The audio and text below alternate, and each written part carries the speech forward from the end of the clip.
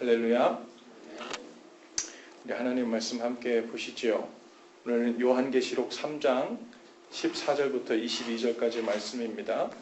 요한계시록 3장 14절부터 22절까지 말씀. 제가 한 절, 여러분은 한 절 함께 교독하십시다. 라오디게아 교회의 사자에게 편지하라. 아멘이시오 충성되고 참된 증인이시오 하나님의 창조의 근본이시니가 이르시되 내가 내 의를 아느니 내가 차지도 아니하고 뜨겁지도 아니하다. 내가 차든지 뜨겁든지 하기를 원하노라. 내가 이같이 미지근하여 뜨겁지도 아니하고 차지도 아니하니 내 입에서 너를 토하여 버리리라. 내가 말하기를 나는 부자라. 의하여 부족한 것이 없다 하나 내 의무한 것과 가련한 것과 가난한 것과 눈먼 것과 벌거벗은 것을 알지 못하는도다. 내가 너를 권하노니 내게서 불로 연단한 금을 사서 부요하게 하고 흰옷을 사서 입어 벌거벗은 수치를 보이지 않게 하고 안약을 사서 눈에 발라 보게 하라.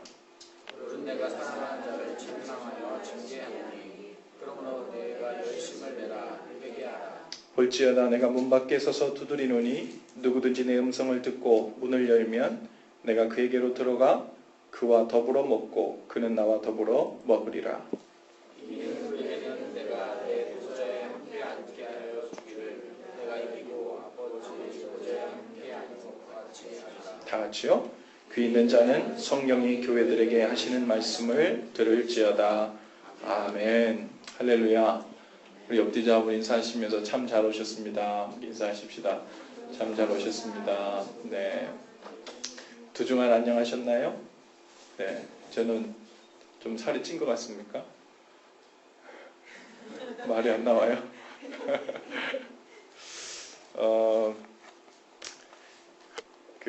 한국을 가보니까 사는 것이 참 힘들어하시는 분들이 참 많은 것 같아요. 이곳에 와서 산 지 그리 오래되진 않았는데 오랜만에 갔더니요. 지하철을 타고 또 번쩍이는 거리를 걷고 하면서 느낀 것은 얼마 걷지 않아서 멀미가 나고 정신이 몽롱해지고 이게 시차 적응이 안 돼서 그런지 잘 모르겠지만 두통이 생기더라고요. 그리고 무언가 조급하게 쫓겨서 사는 것 같은, 물론 삶의 패턴이 바쁘고 그럴 수 있지만 단순히 스케줄상에만 바쁜 것 그 이유만은 같지 않고 일이 바빠도요 마음은 여유로울 수 있거든요. 그 마음이 어디에 뿌리를 두고 있느냐에 따라서 우리 하나님 앞에서 또 우리가 재빠르게 움직이며 살면서도 마음은 안정감 있게 주님 앞에 두고 살 수 있거든요. 우리 마음이 주님께서 허락하시는 영적인 안정감으로 풍성할 수 있기를 바랍니다.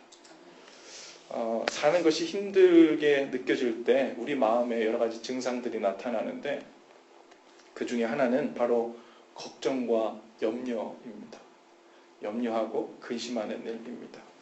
이전엔 대수롭지 않게 여기던 작고 사소한 일들에도 염려가 생기고 걱정이 생기는 거예요.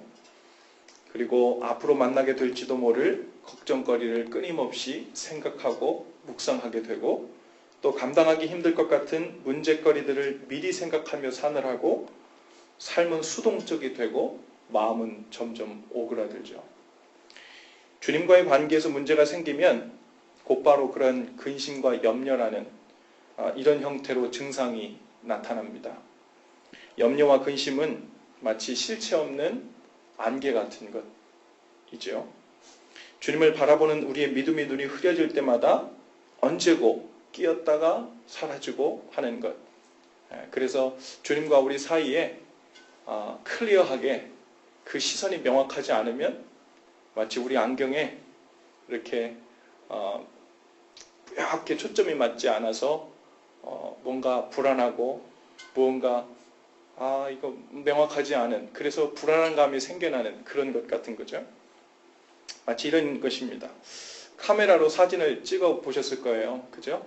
요즘에는 또 우리 스마트폰 다 사용하니까 다 찍어 보셨을 텐데 렌즈를 통해서 피사체를 바라볼 때 초점이 맞지 않으면 피사체가 뿌옇고 흐릿한 모습이 되죠.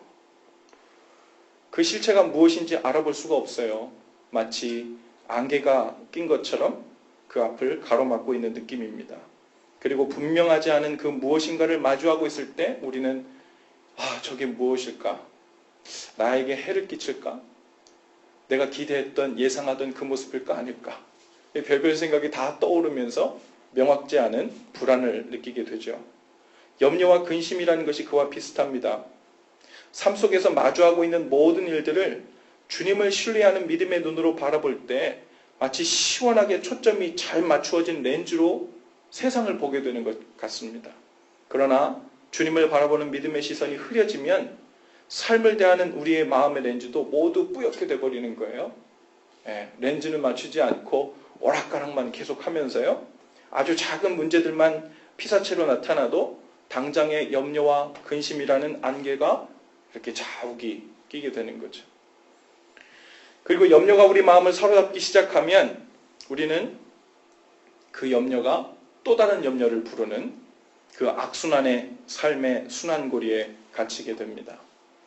그래서 이 오스왈드 챔버스라는 사람이 기도라는 책에서 이런 이야기를 했어요. 실제로 염려가 생기는 이유는 하나님과 나와의 관계가 인격적으로 불편하기 때문이다. 어떤 일이 있어도 염려하는 지경에까지 가지 말라. 왜냐하면 염려는 당신으로 하여금 당신 자신에게만 신경 쓰게 하고 하나님의 생명에게 영양분을 공급하는 것을 방해하기 때문이다. 어떤 일이 발생하더라도 그 상황 가운데 하나님이 주관하고 계시다는 것을 믿고 감사하라. 염려해도 되는, 그리고 염려해도 마땅한 상황이라는 것은 존재하지 않습니다. 비록 염려라는 것이 우리가 처한 그 상황들 때문에 발생하는지는 몰라도 안개가 끼듯이 일어날 수는 있지만 주님을 향한 우리의 믿음의 초점 시선이 명확해지면 곧 있다가 햇빛이 쨍 하고 뜨면 안개가 있다가도 사라지는 게 당연하죠. 우리도 모르는 사이에 그 염려스러운 상황 때문에, 예상치 못한 상황 때문에 염려의 안개가 끼더라도 거기까지는 어쩔 수 없지 몰라도요, 그것이 그대로 우리 삶 가운데 방치되고 있게 놔두는 것은 옳지 않고 바르지 않다는 거예요. 주님의 빛이 우리 삶 가운데 온전히 쏘여지면 그 안개는 곧 사라져야 합니다. 곧 우리 눈앞을 가로막는 시선이 명확해져야 돼요. 여러분, 어느새 2016년도 1월의 마지막 주간, 마지막 수요 예배를 드리고 있어요. 그죠? 엊그제 우리 송구영신 예배 드린 것 같은데 벌써 한 달이 다 지나고 마지막 주간의 마지막 수요 예배예요. 이 생각을 하면요, 불안함이 또 안개가 막 낄라 그래요. 새해 시작하면서 이런 기도 제목이 있었는데 이거 이뤄야 된다 생각했는데 아직 시작도 못했는데 벌써 한 달이 다 가버렸네. 12분의 1이 벌써 다 지나가 버렸네. 거의 10% 가까운 것을 지나도록 과연 내가 기도하고 있는 것, 바라고 있던 것, 결심했던 것, 이것이 이루어질 것인가, 이루지 못할 것인가. 이런 상황들 때문에 또 불안과 근심의 안개가 또 낄 수 있어요. 하지만 우리 안에 주님께서 우리의 모든 상황을 아시고 우리가 심중에 두고 있는 그 마음의 심정까지도 나보다도 더 잘 알고 계시다는 것을 믿으면, 그리고 확실하게 믿으면 그 근심과 염려의 안개는 곧 거치게 될 줄로 믿습니다. 그래서요, 여러분, 이 염려의 안개는요, 날마다 걷어내며 사는 거예요. 자고 일어나면요, 그리고 어떤 상황을, 예상치 못한 상황을 딱 닥치면 우리도 모르게 마음에 그런 근심과 염려 안개가 쫙 끼죠. 이거 또 꼈네, 이거 어떡하지? 그럴 게 아니라 그때마다 걷어내는 일이에요. 걷어내는 것은 다른 것 아닙니다. 다시 주님께서 여전히 살아계시고 지금 내가 처한 이 상황을 분명히 알고 계시고 그리고 선한 길로 인도하고 계시다는 것을 믿는 거예요. 그리고 그 선한 길로 인도하실 것에 대한 믿음으로 감사의 기도를 드리는 것입니다. 그럴 때 그 안개들은 또 거치게 돼요. 오늘 아침에 걷어냈는데 저녁에 또 들이우고 그 다음날 아침에 또 들이우고 예상치 못한 일들을 만날 때마다 안개가 그렇게 낄 수 있어요. 하지만 주님을 향해서 끊임없이 그래서 우리의 믿음의 시선을 유지하는 것이 중요합니다. 계속해서 걷어내는 것입니다. 그것이 오랫동안 그 염려와 근심의 안개가 우리의 마음을 사로잡고 있으면 그제야말로 마귀가 자리 잡고 또 그것을 통해서 일할 수 있는 거점을 마련해 주는 거죠.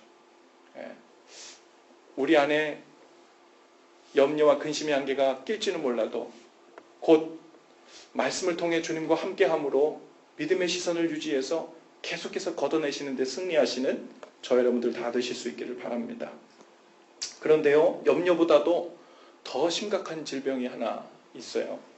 바로 오늘 본문에 라우디게아 교회 성도들처럼 주님 앞에서 뜨겁지도 차갑지도 않은 상태로 있는 모습입니다. 차갑지도 않고 뜨겁지도 않은 상태란 이 무슨 말입니까? 믿음이 진부해졌다는 말이에요. 진부해졌다. 또 믿음이 정체되었다는 말입니다. 주님을 버리고 떠나가는 것도 아니지만 그렇다고 주님을 더 알고 싶은 마음도 없고 뜨거운 믿음으로 가고 싶은 마음도 사라진 거예요. 정체되었다 그랬죠. 진부해졌다 그랬죠. 있긴 있는 것 같은데 능력이 없는 거예요. 있긴 있는 것 같은데 능력이 없고 껍데기와 외부 형식만 남은 것입니다. 어쩌면 예수님께서 그렇게도 비판하시고 꾸짖으셨던 2000년 전 그 바리새인들, 서기관들, 제사장들의 모습이 바로 주님 눈에는 진부한 모습이었을 거예요. 정체된 모습이었을 것입니다. 그들에게는 많은 종교의식이 남아있었어요. 구제하는 일도 남아있었고요. 11조 하는 일도 남아있었고 그들이 하는 일들은 무지 많았어요. 그런데 능력이 없어요. 실체가 없는 거예요. 진부해진 겁니다. 정체된 거예요. 여러분 어떻게 생각하면 그래도 이 진부하고 정체되는 일이 퇴보하는 것보다 낫다고 생각될 수 있습니다. 그러나 믿음 생활에서 이 정체라는 것은 현상 유지가 아닙니다. 왜냐하면 믿음은 무엇입니까? 저 한번 따라해 볼까요? 믿음은 주님과의 관계다. 여러분 믿음은 주님과의 관계예요. 근데 관계가요 현상 유지 이렇게 표현될 수는 없거든요. 연결되어 있든지 떨어졌든지예요. 커넥트드가 되어 있든지 디스커넥트드 되어 있든지. 요한복음 15장에 보면 예수님께서 포도나무 비유를 말씀하시거든요. 우리가 가지예요. 그런데 우리 가지가 포도나무에 붙어 있든지 떨어져 있든지 해야지 붙어 있는데 영양분은 못 받고 있든지 이런 건 없거든요. 붙어 있다면 영양분이 흐르게 돼 있어요. 안 붙어 있으니까 붙어 있는 것처럼 보이지 사실은 명확히는 온전히 연결되어 있지 않아서 주님으로부터 오는 영적인 영향력이 막혀버린 것입니다. 오늘 우리는 주님 앞에서 우리의 모습이 과연 어떠한지 한번 돌아볼 수 있기를 바랍니다. 진짜 문제는요. 자신이 주님과 떨어져 있다는 것도 깨닫지 못하는 거예요. 바로 이 겉보기에 꼭 포도나무에 붙어있는 것 같거든요. 왜냐하면 외적으로 이전에 내가 주님과 붙어 있을 때 행하던 외적인 모습을 다 행하고 있거든요. 내가 뜨겁게 주님을 사랑할 때 예배했던 것, 예배도 계속 하고 있고 봉사도 하고 있고 또 주님 앞에 내가 그때 했던 것도 하긴 하고 있거든요. 그러니까 마치 가지가 포도나무에 붙어있는 것처럼 보이는 거예요. 문제의식이 없어요. 그런데 그 안에서 영적인 진액이 나에게 전달되지 않아요. 그리고 이 라오디게아 교인들처럼 아무 문제 없다. 충분하다. 우린 부요하다. 눈멀지 않았다. 이렇게 생각하고 있는 거예요. 그런데 예수님께서 이 라오디게아 성도들을 바라볼 때 예수님의 판단은 무엇이었냐면 실제로는 너희가 가련하다. 눈멀었다. 누더기 옷을 입었다. 거할 것 없는 노숙자처럼 거지처럼 지내고 있다. 오늘 그 말씀을 하시는 거예요. 그래도 감사한 일은요. 우리와 주님 사이의 관계에 이렇게 경고등이 켜졌을 때 우리 안에 계시는 성령께서 가만 계시지 않는다는 것입니다. 19절 말씀에 메시지 버전에서는 19절 말씀을 이렇게 번역했어요. 나는 내가 사랑하는 이들을 책망한다. 자극하고 고치고 인도해서 그들이 최선의 삶을 살 수 있도록 해준다. 일어나라. 뒤로 돌아서라. 하나님을 향해 뛰어가라. 그리고 계속해서 주님은 성령님을 통해 말씀하세요. 나를 보아라. 사역을 보지 말고 일을 보지 말고 염려거리 보지 말고 나를 보아라. 지금 내가 내 마음 문 앞에 서 있다. 내가 노크하고 있다. 만일 내가 부르는 소리를 내가 듣고 문을 열면 나는 곧장 들어가 너와 더불어 앉아 만찬을 나눌 것이다. 여러분, 오늘 우리의 삶이 혹 진부하게 느껴지거나 이런 반복적인 예배, 반복적인 봉사, 반복적인 하나님 앞에서 무언가를 하고 있는데 그 안에서 새로움이 그쳤다면, 정체된 느낌이 우리 가운데 있다면, 우리는 외부적으로는 가지가 포도나무에 붙어 있는 것처럼 보일지 모르나 그 안이 정말 주님과 연결되어 있는지, 그 진액을 빨아먹고 내가 살고 있는지, 아니면 그저 그 외부적으로 겉보기에 붙어 있는 것처럼 보이는 그 형식에 만족하며 간신히 진부하고 정체된 삶 혹은 신앙생활 하고 있는지 우리가 돌아볼 수 있기를 바랍니다. 그게 살 길이에요. 사는 길이에요. 연결되어 있다면 진액이 나와야 합니다. 연결되어 있다면 날마다 새로움을 느껴야 합니다. 연결되어 있다면 오늘 주님을 더 알고 싶고 주님께서 주시는 그 마음, 제 마음이 되고 싶습니다라는 기도가 우리 가운데 멈추지 않아야 합니다. 오늘 성령님을 통해 들려주시는 주님의 노크 소리를 다 들으실 수 있기를 바랍니다. 우리를 부르시는 주님의 음성을 듣고 믿음의 눈을 새롭게 해주시기를 위해서 기도하실 수 있기를 바랍니다. 20절에 주님과 함께 먹고 마신다는 말이 있죠. 우리가 그 주님의 노크하는 소리를 듣고 마음문을 열면 주께서 우리 안에 들어오셔서 서로 먹고 마신다고 말씀하셨어요. 먹고 마신다는 말이 무엇입니까? 여러분, 먹고 마신다 할 때 뭐가 제일 먼저 생각나요? 펠로우십이 생각나죠? 우리 친교 시간에 먹고 마시잖아요. 그렇죠? 친밀함이에요. 친밀함. 단순히 주님을 잠깐 뜨겁게 은혜 받을 때, 말씀을 깨달을 때 잠깐 번개가 번쩍이듯이 그렇구나, 그랬어요, 그 주님 마음이군요 하고 잠깐만 만나는 게 아니라 우리 가운데 그 근심과 염려의 안개가 끼지 않으려면, 그리고 우리의 믿음의 시선이 초점을 잃지 않으려면 반드시 우리가 항상 유지해야 될 게 있는데 그것이 무엇이냐면 바로 주님과의 친밀함이에요. 펠로우십이에요. 먹고 마시는 일이에요. 오늘 우리 가운데 난 주님을 뜨겁게 만났어. 그 은혜도 알아. 하나님이 어떤 분인지 이만큼 배웠고 지금도 알고 있어.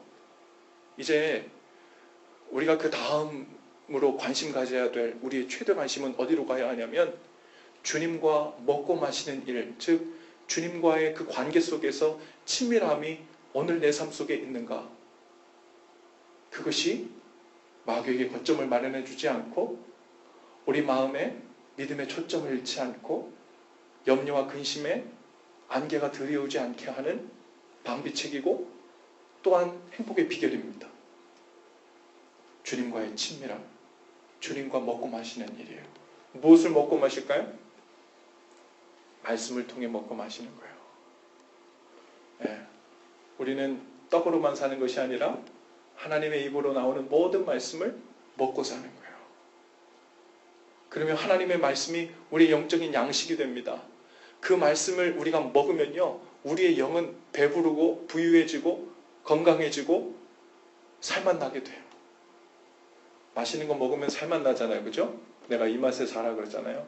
저도 한국 가서 나도 이 맛에 살고 싶은 그 맛을 찾아 맛있는 순대를 먹었어요. 그랬더니 살만 나더라고 정말. 그런데 우리의 육신도 그렇게 먹고 싶은 것을 만나면 살맛이 나요. 근데 우리의 영도 마찬가지예요. 주님의 말씀이 없을 땐 겉으로는 안 보여요. 육신은 포동포동 살이 쪄도 그 영은 메마르고 메마른 포도나무처럼 갈라지고 부러지고 정말 볼품이 없어요. 오늘 예수님의 말씀처럼 가련하고 헐벗고 눈멀고 벌거벗고 집 없이 거지처럼 지내고 이 모습을 우리는 보지 못한 채 그저 그냥 내가 요즘 굶지 않고 살고 있어. 요즘 내 수입 괜찮아. 내 잡은 안정적이야. 내 사업은 어느 정도 돌아가고 있어. 오늘 내가 하고자 하는 일들 크게 문제 없는 것 같아. 그래서 이 라오디게아 교회 성도들처럼 문제 없다. 나는 부유하다. 나는 부자다. 이렇게 생각될 수 있어요.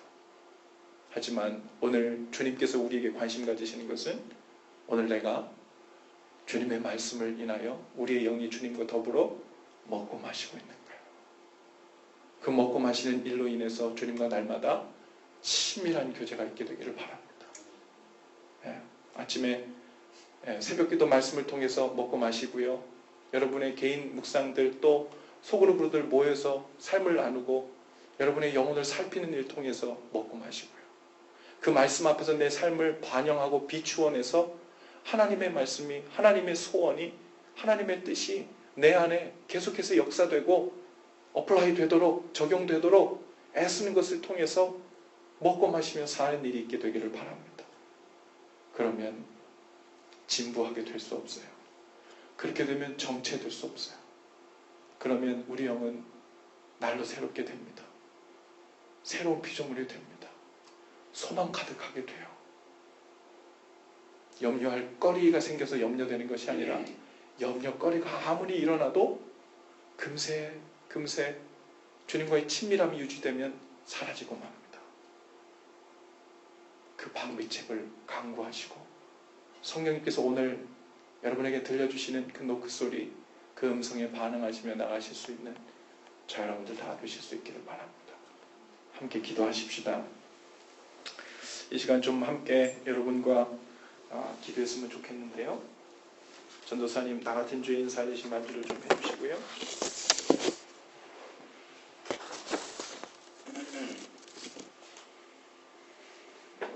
제가 가사를 불러드릴 테니 우리 나 같은 죄인 살리신 이 찬양을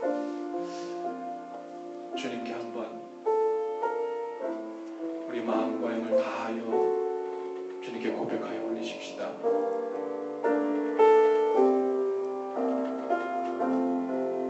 나 같은 죄인 살리신 나 같은 죄인 살리신 주의 놀라와 주의 놀라와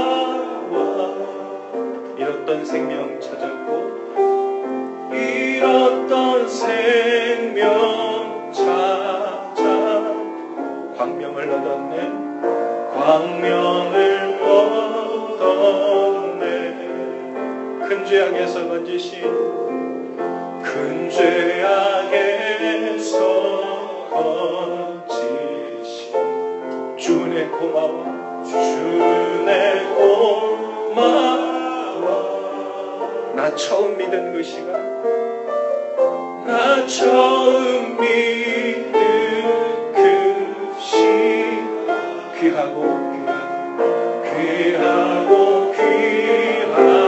주 찬양 주 찬양 주 찬양 주 찬양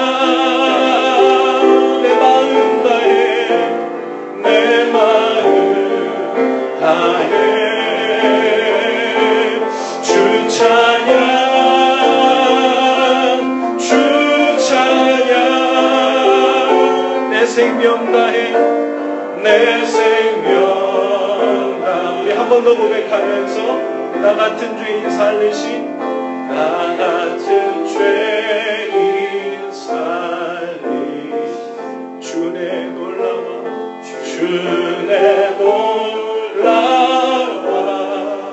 잃었던 생명 찾았고 잃었던 생명 찾았고 광명을 우리 가슴에 우리 손을 얹고 고백하십시다.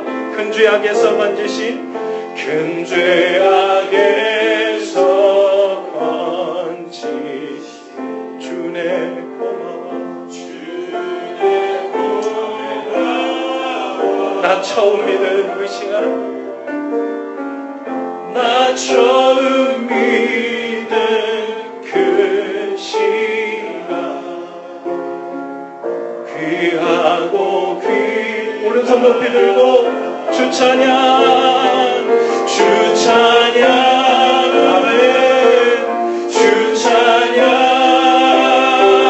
내 마음 다해 내 마음 다해 주 찬양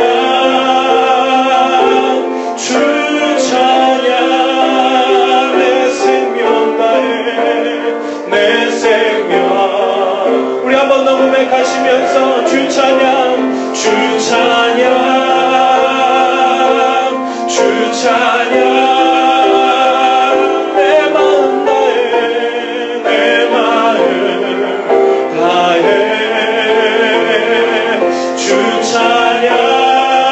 찬양 주 찬양 내 생명 다해 내 생 시간 함께 기도하면서 나갈 때 주님과의 친밀한 교제와 제 삶 가운데 있기를 원합니다. 이제 하나님 다른 것 바라보지 않고 오직 내 생명 되신 주님만 바라보게 하여 주시옵소서. 주님과 나 사이에 막힘이 없게 하시며 모든 염려와 근심의 안개는 사라지게 하시고 주님으로 인하여 날마다 우리의 삶이 새로워지는 능력의 삶이 되게 해달라고 우리 다 같이 함께 기도하며 나가십시다. 귀하신 주님 감사